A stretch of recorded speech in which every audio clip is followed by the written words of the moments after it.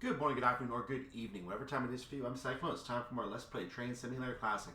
Well, I decided it was time to come back to the US, and I found a route that has a lot of scenarios on it because I have a lot of different DLC for it. And I thought that means it's usually a good time to show off that route once I come to that realization. Of course, we won't talk about the fact I haven't gone back to Sherman Hill yet. Still need to do that. I now that I remind myself of that, I'm going to have to do that soon. But yeah, Miami to West Palm Beach. I'll just show you how many scenarios I have for this. The 8 scenarios you see here, these 8 come with the pack. But you're going to notice as I go down that we have literally 4 pages worth of scenarios. So taking a note here, there's page 2. You can see I have the AC 6000, which I think came on the initial Humble Bundle I got for the game as well back in 2020. And we'll skip these other scenarios for now. We'll talk about them later. Continuing from here, we have another set of scenarios, including the E8 expansion pack. The E8 itself had its scenarios here. The other ones up top I'll explain in a minute. So continuing from here, we have page number 4. And then we have 2 more after that. So that's basically the end. Then you have the Mitten Walled Bond, which we just went to, believe it or not. And you can see the 4 scenarios there. And yes, I have copies there because I put those on the workshop. So I have copies in there now. But anyway, back to what we're looking at. Miami to West Palm Beach. You can see that I have the U36B. I have the P30CH. There is a scenario pack here. This is 10 scenarios. I think this is actually a payware scenario pack that is on Steam. I don't think it's something bonus I have. The Miami West Palm Beach scenario pack number 1, I believe this is. You can see it uses Amtrak, the F40, the SD80 Max makes an appearance in here, which doesn't appear in any other scenarios here. I don't think that I have, and some other trains as well. There's more F40PH. There's the SD40. It shows up in a scenario. Dash 8, which comes with the route. Another SD40, there's another AC 6000. So yeah, scenario pack is wide variety of stock on there. Continuing up from there, we have the F40 PHL itself, which is its own DLC. We have the E8, which again is its own DLC. We have a separate E8 scenario pack. It has 10 scenarios on 3 different routes. These 4 scenarios are on this route, so 7 to 10 specifically. And I'm not 100% sure what this is. I think this is a different P4A2DC because you can see the title of them is the same. But they are different trains when you click on them. They are completely different trains. So probably just different looks of the same train. But then, of course, the P42 Amtrak, this one comes with the route, and so does this Dash 840CW. We're going to be doing the first scenario today, the Welcome to Florida. It's a 10-minute introduction to the route. Miami is literally at the end of the rail network. There are some additional tracks beyond it, including a metro track that goes south of it and meets up with the main track. There are some other tracks that used to go further south. They have since been lifted or abandoned. But, so this is really the end of the main rail network, and a main line continues north from where we start at Miami up to Fort Lauderdale and up to West Palm Beach. 2 main lines basically go all the way up, and I'll show you that on the map when we get going. But for now, what I want to do is I want to show you the first scenario, and like I said, I want to show you the E42 Amtrak, which is in 5 of these scenarios. The Dash 8, which is more of a freight hauler in these scenarios, has 3 scenarios. We're going to be hauling some freight with that. The other 5, I believe, are all passenger, generally the Silver Star service. So let's get going and take a look at the Silver Star. Before we get started here, I want to do a bit of a train tour for you, because this is a very, very busy train cab with lots of stuff that we can actually push in this game. And you know what happens when there are lots of buttons to push. We want to push them. So let's take a look around the cab and see exactly what these various things are. We're going to start on the far right over here. Why not? We need to pick somewhere to start. So we're going to zoom in over here on the right. You're going to notice the first thing up here, which I can't even highlight. In fact, I got the wrong cab in front of me, so I'm going to get the correct cab in front of me. We're going to try that again, because I don't think I'm looking at the right information. Oh, no, I am. I'm just not looking far enough. So the first thing is over here. There's what I want to point out. The windshield wipers. I didn't even notice that was over there. That was my fault. So the windshield wipers are over there. We know the V button works with those. So yeah, that's basically that. We're not going to worry about it beyond that. The next thing we have is a red button that does nothing here. And I think this is also another windshield wiper button over here. I think they're both wiper buttons. Actually, one says wash push, but it's not. It doesn't do anything, so we can't use it. That's fine. Way up here we have some kind of a destination blind I think you can pull out in here. I'm not 100% sure exactly. Oh, right here. This is the highlight, please. Highlight. There we go. It's the window. We can open the window. Hey! So we can open windows on this unit. I like that. So windows can be opened. So continuing along the main panel now, we're going to continue looking at some other options for things we can push here. You can see that we have the headlights here, which is something you generally want to turn on. You don't generally want to operate without those. So we're going to be using those most of the time. In fact, there's only 2 settings. You have to hold Shift and hit H to turn them off.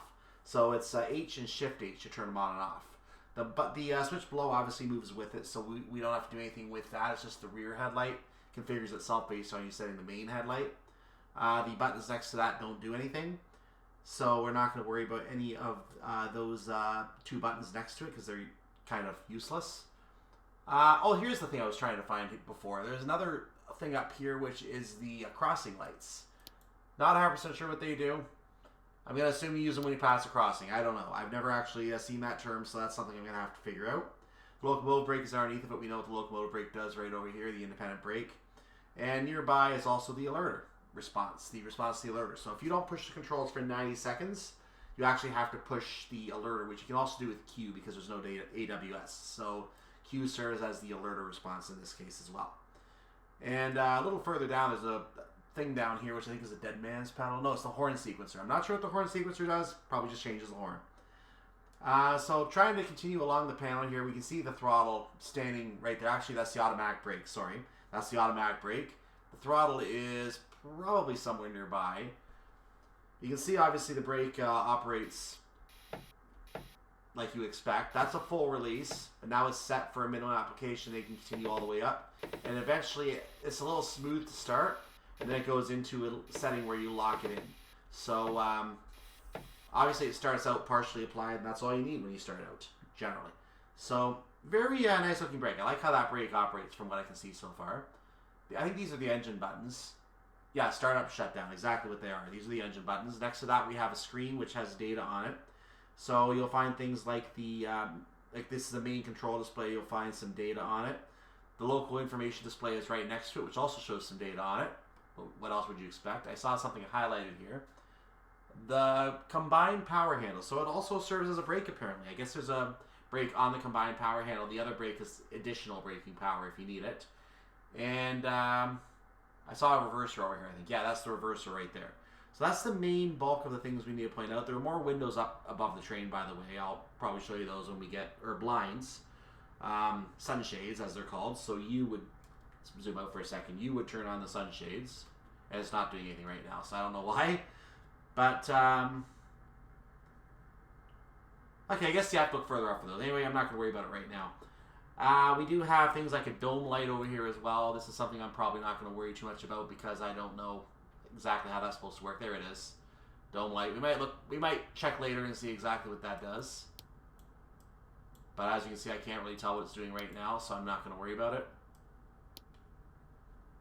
Apparently I can't move it. Okay, good to know. I can't do anything with it. Good. It's not moving. There's also an aspect display unit here. Actually, that's over here. This shows the signal as you're going, so we would get signal updates on this, I would assume. I'm not sure if it works on this route, but it is there. I assume it works because it's being indicated in the manual. The road number is up here, so we're train number 2, I guess. There's a task light that's way up here as well. I don't know what the task light does yet, so don't ask me about that.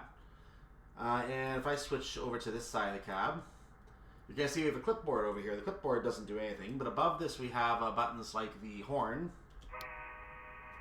We also have a bell. And the bell is actually way back on the other side of the cab, right next to the sander and the other horn. We have another horn on the other side of the cab, so I didn't even show you those. The sander is in this area. If I hit X, you should see it. There's the sander. And what was the other one I said? The horn and the bell, which is the bottom one. So those are all right there. The one above that doesn't do anything. Above those 3 buttons does nothing. So back to the other side, there was one more thing I wanted to show over here. I think it is this. This is an emergency brake for the second man side. And there's also, I believe, an emergency brake on the main side. I just haven't found it yet. But I believe it is over there somewhere. So that's the main controls for the cab. Regarding the information displays, I'll try to show you around the information display right now before we get going. So let's zoom in on the first information display here. So what we're going to see here is obviously the analog speedometer in the middle. There's a digital one below it. Equalizing reservoir pressure is indicated over in the to the left of the speedometer, that's where the 90 is. You've probably seen those on the BNSF locos. The ES44AC, you probably remember the 90 there. That's basically what the 90s are here too. The brake line pressure is the one underneath of that. That's also under a 90 right now. So no change there. The amperes, which I think is the power being used by the engine to try to do what you want it to do. And I'm sure you can overload that and have it shut down. I'm not sure if it shuts down in this DLC or if it just fights through it. But typically if you have too many amperes coming out and the engine can't handle it, the train shuts down, you get in trouble. Or as they would call it in the UK, tea and biscuits with the boss. The track speed limit is also listed somewhere under here as well. I see a 100 indicated there right now, which I believe is the track speed limit on this train right now. Probably because we haven't moved yet. The alerter visual alarm is also indicated here. So if there's an alerter, it will light up somewhere in this area. I believe it lights up underneath the box that says 140. There's a red light box there that's currently not lit up, obviously, because there's no alert right now. But that's what I believe that means. So over to this screen. We're going to have 3 more things that I can point out here. First of all, the digital speedometer also appears on here. You can see where it's 0 right now in the top right. So that also appears here. And strangely enough, it also appears somewhere else on the display as well. I'm not sure. Maybe I'm looking at... oh yeah, and actually the second row from the bottom, third box, is also apparently a digital speedometer. I don't know why it's in so many places. It is. There is a road number also listed next to the top digital speedometer. So second box from the right on the top row under locomotive monitor. So the last box under locomotive monitor at the top. The reverser position is indicated at the bottom right. So I'll move the reverser right now just to show you. It's in forward right now. I moved it to neutral and I move it to reverse. So it does work in that regard. You can move it forward and back, and it will show up on that display, so you can just look at that and know what it's at. Nice and convenient in real life, I guess you could say. In the game, we have our own little display to know if it's working. And the combined power handle position is also indicated on here. So if I move the power handle to down, it's showing that I'm in setup right now. Idle, and then I'm applying power, which I don't want to do right now because I have a brake applied. But it does show on there as well. So those do update. And that's basically most of what I can show you about this cab. So there's your tour of the P42DC. It's worth knowing that there is an achievement for driving the train for the first time. However, I'm going to bypass that because there's a different achievement I think we're going to get at the end of this scenario. So let's head back into this scenario from scratch, and I will show you this scenario being played. My first time trying to drive this train because I have not driven it yet. So let's get started on this. Welcome to Florida. You are scheduled to pick passengers up at West Palm Beach. First, let's take a brief look at how the signaling and some of the track side signage works. Okay. If you look ahead, you'll see the signals displaying all red aspects. Well, I know that. You are not clear to proceed. Yeah, we know that. Let's bring this up in the meantime. We're not going to worry about signal aspect discussions right now. You can see we're already in forward. The train starts in a reverse or forward position. I'm not sure if that's safe, but that's what we have. I guess setup is done for us. Headlights were on. The signal is now changed its top aspect to yellow. This means you are clear to proceed, but be prepared to stop at the next signal. So let's get going. All right, if you say so, I need to take the brakes off. The train is trying to move. There we go. Do I have timings? Uh-oh. I have to be there in 6 minutes. This is not good. How far am I? Oh, I'm not very far at all. Yeah, this is just a trial by fire scenario here, but you get lots of opportunity to do what you need to do here. We're gonna probably get an alerter notice if we don't do anything for 90 seconds. I see an alerter indication up ahead, so it's probably just telling us about that before it happens. While we're actually, since we're gonna get that, I'm gonna wait before I show you the map. If you do not touch the controls for 90 seconds, the warning. Yes, I said that already. So if we look at the display now, I'm going to zoom in and hide this for a second. Look at the display a little bit. You can see that the digital speedometer is going up. Data is showing up regarding brake reservoir pressure. I should be blowing the horn, by the way. At least I assume I should be blowing the horn. That's not the proper horn sequence either, by the way. Don't worry about that. So you can see all that data was moving. And of course, if I went to the other display, you see the same thing. But I don't want to lose my view, so I'm just going to leave it like that for now. Quick look at the map to show you what we're dealing with on this route. The top of the route is right here. And this route goes off towards Dyer. This route goes off towards somewhere. Dragonia or Mangonia, sorry. So West Palm Beach is right in this. Oh, there's Mangonia. So West Palm Beach is right down here where we're supposed to stop. And then the route continues all the way down to Miami through this nice long track. There's another track right next to it that isn't shown on this DLC. Very, very close in proximity. I'm surprised it's not shown. But here's Miami down here. That's the end of the route for us. And there is a balloon track right here at the local Miami stop. You can see we have a message about a whistle board. That's where we have to blow our whistle. But there you can see all the information. And Hialeah Yard is actually off the map here. So we don't actually have any indication where the yard is. But it's somewhere in this area over here somewhere. So we're getting close to speed limit. So we better watch our speed here.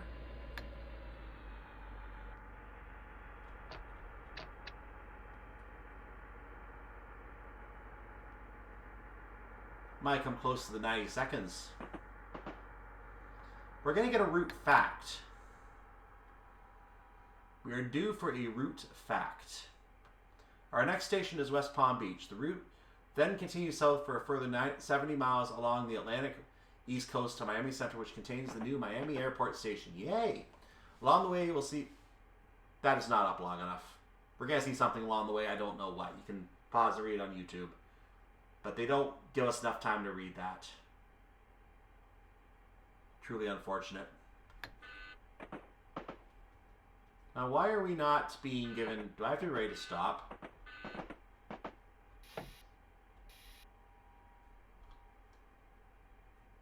Oh, it's a yellow. We're good. We're good. That combined handle doesn't do what I expect it to. That is extremely disappointing. There's a hidden task here. I think the hidden task is for the speed change.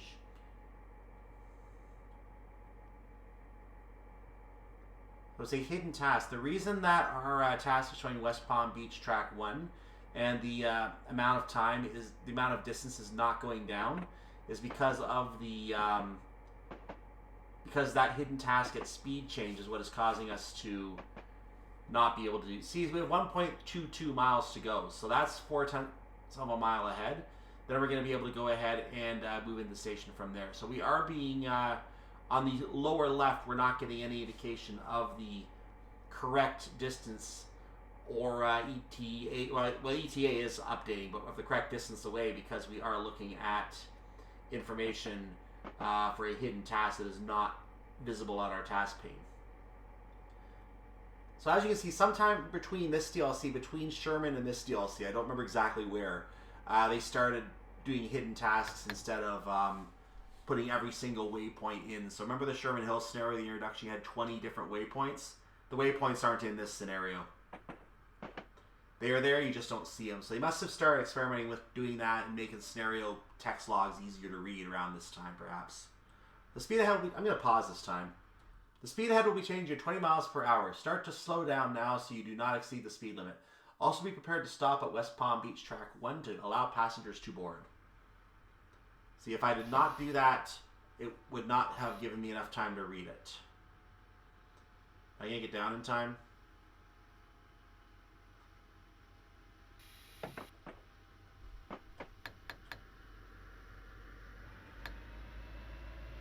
I lost too much speed. There is a train coming. You can see that is a -87772. It is a local freight service. Why am I on absolutely no speed right now? That is upsetting.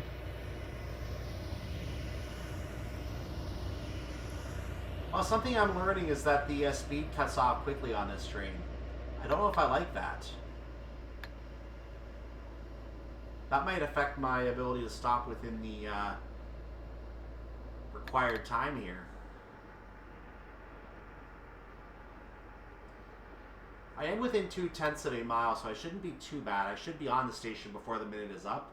It's just a matter of getting the entire train in and stopped in time. And this is the only stop, so if you do it perfectly, you get the 1,000 points. In fact, I can actually tell you the achievement is to get 1,000 points. You have to make the stop perfectly to get that achievement. We can stop any time now, literally, and we will actually be Okay, it is a passenger pickup, so you can literally stop anytime now. But I want to at least get some cars in the station.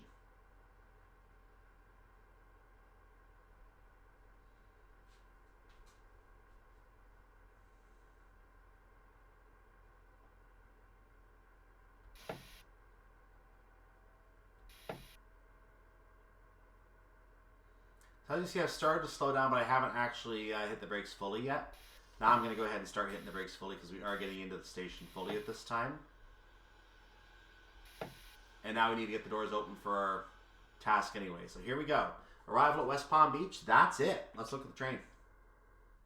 And that's our first journey in the P42DC by Amtrak. We're going to do a much longer journey next time. But that's just our little introductory task. I'm going to go ahead and just cut it there for today. We're not going to do the other video today because the next scenario is actually very lengthy, and I do have 8 scenarios, so I kind of want to split it up over 4 in each week. So I'm going to do that. And we are in December right now, and I am trying to get some holiday content done, obviously. But actually, November as I'm taping, but December as I'm talking to you, I believe, or at least maybe the very end of November. I have to check the dates. But yeah, well done. If you missed anything, you can play again from the main menu. Thank you. So I'll continue talking at the scoring screen. I'll see you over there. And there's the achievement for 1,000 points for the first scenario. Most of the achievements here are not going to look for points. There's an achievement for completing all 8 scenarios. There's another for getting 6,000 points across all the official scenarios. There's one for playing for 5 hours. That assumes the scenarios are all long enough to make it to 5 hours. And if they are not, then I may actually have a little bit of a hard time doing that unless I have to redo some stuff. Based on my math, I have, and I'm just going to do this for the manual, I have 10, 45, 45, 40, 20, and 40, which is about 200 minutes right there. And then the last 2 are 30 and 60, which is another 90 minutes. So 290 minutes is 10 minutes shy of 5 hours. Basically, I'm supposed to play the tutorial a second time, I guess. I don't know. But apparently, and I don't know if playing the DLC with a workshop scenario counts towards that 5 hours. I do not know. But I know I have a workshop scenario in mind. I want to play on this as well at some point. Now that I think about it, maybe I should combine the... maybe I should go and do the other scenario each day. I'm going to figure out what I want to do with this. I may actually make this a multi-part route. I may actually do... I might do some of the scenarios now and then just because I want to get some other stuff done leading up to the holidays. I might come back and do the rest of the scenario just like I did with the Bit and Wallabon. I haven't decided for sure yet. But I kind of want to do all 8. The only problem is that won't leave room for the workshop scenario. So I might just split this up, do 6 scenarios over the 2 weeks, and then leave the last 2 in the workshop scenario for a 3rd week. And this will allow me to either get something else in or get my holiday stuff in, because I do kind of want to relax around the end of December and not have to do much in terms of playing and get some other content prepared for January so I can relax for a while. So I'm going to think about how I want to do that, but I do want to at least get the first 4, 5, 6 scenarios done for sure. I want to get up to at least the 6 scenarios. I can always leave that 30 and 60 minute scenario for later. I'm always going to be able to come back for some DLC as well. So for some other trains, like the other Amtrak train and the AC 6000 and everything else. So I am going to go ahead and leave this today. The next scenario will be up tomorrow. It will be the Southern Silver Service scenario, I believe, which I think is up tomorrow. And that is a 45-minute scenario also in this train, so the train we just introduced. And then on Tuesday, I'm going to be introducing you to the Rock Through the Night scenario, which is going to give us our introduction to the Dash 8 in this route. I don't think we've driven the Dash 8 yet. I know that Norfolk Southern Coal District has one. I remember that version of the train on the hills on that route gave me a headache when I first tried driving it, when someone suggested I try it. And I therefore have not done that route yet. But I will at some point show you just how nasty that one can be. In the meantime, yeah, I'm not looking forward to that train. As you can tell, I'm not looking forward to that train. But I am going to have to drive it at some point. So, but next time is Southern Silver Service. We're going to enjoy that one next time. Make sure to like the video. Make sure you subscribe to the channel. I will see you next time for that scenario and Southern Silver Service. And if you are on my playlist, it may be up now, and it will be following in 3, 2, 1.